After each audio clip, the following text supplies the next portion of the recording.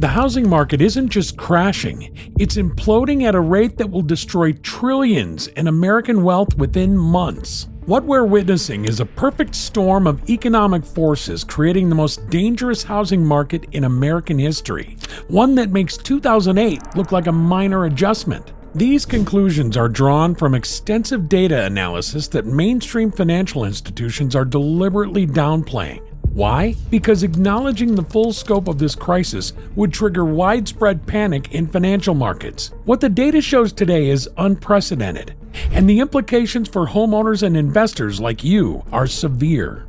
Let's start with the most alarming indicator, the complete evaporation of buyer demand. Mortgage applications have plummeted by 60% from their pandemic peak, double the 30% decline we saw during the worst of the 2008 crisis. The acceleration of this trend is particularly concerning.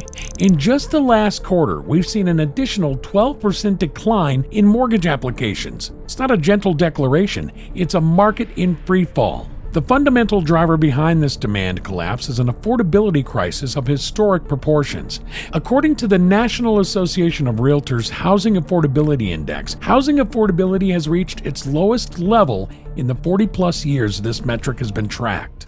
The average American now needs a household income exceeding $115,000 to qualify for a mortgage on a median-priced home. Let's put that in context. The median household income in America is about $75,000. This means the typical American family falls $40,000 short of what's needed to buy an average home. This affordability gap has created a mathematical impossibility for millions of potential buyers. In the early 70s, the average home cost about 3 times the median annual income. By 2008, at the height of the last housing bubble, that ratio had climbed to 4.7 times. Today, we're at a staggering 6.8 times annual income, a level that can't be sustained in any rational market. For many of you who have built your wealth through home ownership and real estate investment, this has profound implications. The buyer pool for your properties is rapidly shrinking. The next generation of buyers simply can't afford to purchase your homes at current valuations. To truly understand the severity of our current situation, we need historical context. We've analyzed housing data going back to 1890, over 130 years of market cycles. When we adjust home prices for inflation over this period, we discover something alarming. Current housing valuations sit approximately 80% above the long-term historical norm. This isn't just a bubble, it's the most extreme deviation from historical valuation patterns ever recorded in American housing. For comparison, at the peak of the 2008 housing bubble, prices were approximately 35% above the historical trend line. Today's bubble is more than twice as severe. I'd like to share a chart that few people have seen. This 134-year chart reveals a troubling pattern. This graph shows inflation-adjusted home prices dating back to 1890. The data reveals something remarkable. For more than a century, from 1890 to 1997, home prices remained relatively stable when adjusted for inflation. Then, a significant shift occurred. We entered an era of extraordinary price growth that makes the 2008 bubble appear minor in comparison. Current prices aren't just elevated, they're 80% above the long-term historical average when adjusted for inflation. This represents mathematical evidence that we're experiencing the largest housing bubble in American history.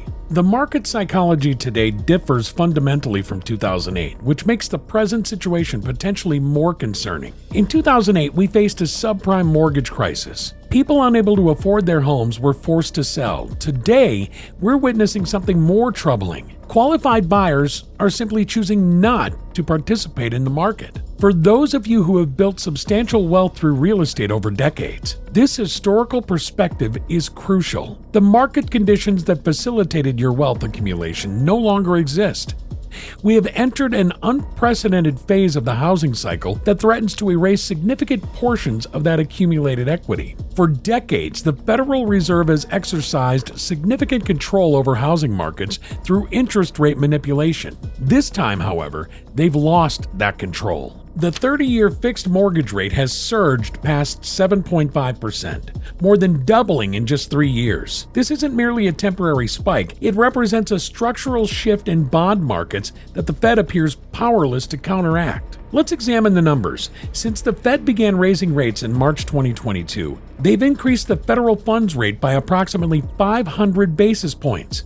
Yet mortgage rates have increased by nearly 450 basis points, creating a nearly one-to-one relationship that defies historical norms. Typically, long-term mortgage rates move at roughly half the pace of the federal funds rate. This anomaly suggests deeper structural problems in credit markets. The spread between the 10-year Treasury and the 30-year mortgage rate has widened to historically unusual levels, indicating severe stress in the mortgage-backed securities market. For context, during the 2008 crisis, the Fed was able to slash rates from 5.25% to nearly zero, providing significant relief to the housing market. Today, with persistent inflation and a national debt exceeding $35 trillion, the Fed lacks the same flexibility to rescue the housing market. The Fed's balance sheet, which expanded to nearly $9 trillion during the pandemic, is now contracting through quantitative tightening at a rate of approximately $95 billion a month. This liquidity removal is occurring precisely when the housing market is most vulnerable. Please take 2 seconds to help me out and hit the like and subscribe if you find this video interesting so far. Each like and subscribe helps support this channel and keeps us motivated to keep making you great content. Thank you. Now, let's continue. For those of you who have built retirement strategies around real estate investments, this paradigm shift in Fed policy represents a fundamental threat to your financial security. The Fed put that many investors have relied upon appears to be broken. The early warning signs of this collapse are already visible nationwide. Housing inventory has surged 35% year over year across major markets, with some regions seeing inventory double. The average days on market has increased from 21 days in 2022 to 63 days today, a 200% increase. Price reductions are occurring on approximately 42% of all listings nationwide, up from just 15% a year ago. Builder confidence, as measured by the NAHB Housing Market Index, has fallen to levels typically only seen during recessions. New construction cancellation rates have reached 30% in some markets, forcing builders to offer incentives worth up to 15% of purchase prices. And institutional investors, which acquired over 800,000 single-family homes since 2010, have slowed purchases by 70% year over year. These aren't anecdotal observations, they're measurable market signals occurring at a national scale. The velocity of these changes is particularly alarming. What took nearly 2 years to unfold during the 2008 crisis is happening in a matter of months today. The housing correction is not occurring uniformly across the country. Regional variations provide critical insights into how the broader collapse will unfold. West Coast markets. San Francisco sales volume has plummeted by 40% year over year, with median prices falling 15 to 20% from peaks. Seattle has seen a 35% sales decline, with price reductions averaging 9.7%. These coastal markets typically lead national housing trends by 6 to 12 months. The Sun Belt. Phoenix has recorded a 35% sales volume decline, with median prices dropping 10% in 6 months. Las Vegas inventory has increased by 170% year over year. Austin has seen a 28% decline in median prices from the 2022 peak. These markets' rapid deterioration shows how quickly speculation-driven markets collapse. Midwest and Northeast. Chicago's luxury market has seen 25% price reductions for properties over $1 million. Detroit's sales have fallen 29%, with inventory up 45%. The Northeast has shown greater resilience, but New York's suburban inventory has increased 60% year over year. The regional pattern suggests a cascade effect. Western markets fall first, followed by the Sun Belt, with the correction gradually spreading to the Midwest and Northeast. For investors and homeowners who weathered the 2008 crisis, understanding the structural differences between then and now is crucial. Number 1, the valuation chasm.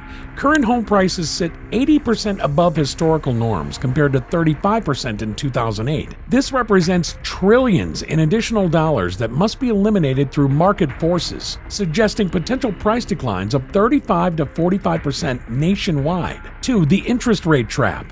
In 2008, mortgage rates declined throughout the crisis. Today, we face a rising rate environment with the 30-year fixed mortgage more than doubling in 3 years. With the average homeowner holding a mortgage below 4% and current rates above 7.5%, there's virtually no incentive to move, creating a lock-in effect that freezes mobility. 3. Demographic reversal. In 2008, we had favorable demographic trends with millennials entering prime home buying years. Today, we face declining birth rates, population stagnation, and baby boomer retirement home sales.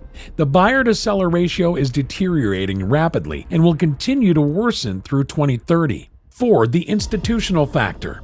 Large investment firms now own over 800,000 single-family homes, a market factor that barely existed in 2008. Their recent 70% reduction in acquisitions and 25% increase in sales could flood the market with inventory precisely when demand is weakest. 5. The work-from-home reversal. With 65% of companies now requiring at least partial return to office, many pandemic home purchases have become impractical, creating a new segment of distressed sellers who must relocate closer to employment centers. The housing market doesn't exist in isolation. It's deeply interconnected with the broader economy. This collapse will cascade through multiple sectors. Regional banks hold approximately $3.6 trillion in real estate loans, with a 20% valuation decline creating hundreds of billions in potential losses. The banking system faces this risk with the highest interest rates in 16 years and a flat yield curve squeezing profitability. Residential construction, 3.2% of GDP, has already begun contracting, with housing starts down 22% year over year. Historical patterns suggest 800,000 to 1.2 million construction-related job losses ahead.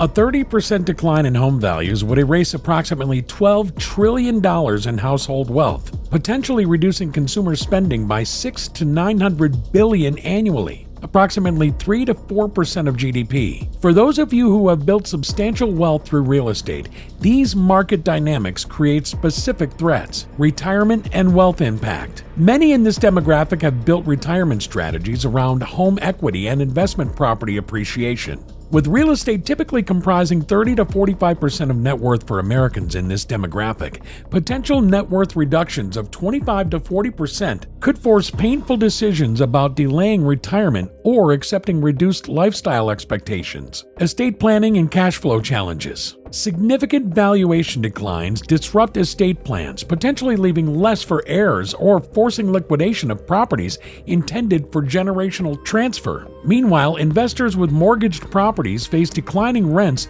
in a recessionary environment coupled with fixed or rising mortgage costs, potentially turning cash flow positive properties negative. The historical pattern. What happens next? Housing corrections typically follow a predictable sequence. Phase 1. Demand collapse. Characterized by rising days on market, growing inventory, and increasingly desperate seller incentives. Phase 2. Seller capitulation. Begins 8 to 12 months into the correction as reality sets in and sellers accept significant price reductions. Phase 3. Distressed inventory surge. Financial distress generates forced sales through foreclosures and short sales, creating additional inventory. Phase 4. Institutional retreat. When price declines reach 20 to 25%, institutional investors shift from buyers to sellers, accelerating downward pressure. Phase 5. Market bottom and extended trough. Based on current conditions, national home prices could bottom in late 2025 to early 2026,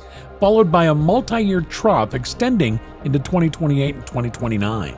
The housing industry has powerful incentives to downplay this correction. Hidden market realities. Official home price statistics significantly understate market conditions by only capturing closed transactions. Current concessions, repair credits, and rate buydowns mean actual prices are typically 8 to 12% below reported figures. Internal bank data indicates approximately 1.8 million mortgages in some stage of delinquency, with 480,000 seriously delinquent, 90-plus days. This shadow inventory will hit markets throughout 2025-2026. While public home builders report official inventory of 5.8 months of supply, the actual figure approaches 11.3 months when including homes under construction, a level consistent with previous housing busts. The data is unequivocal. We are in the early stages of the most significant housing market correction in American history. The combination of extreme overvaluation, collapsing demand,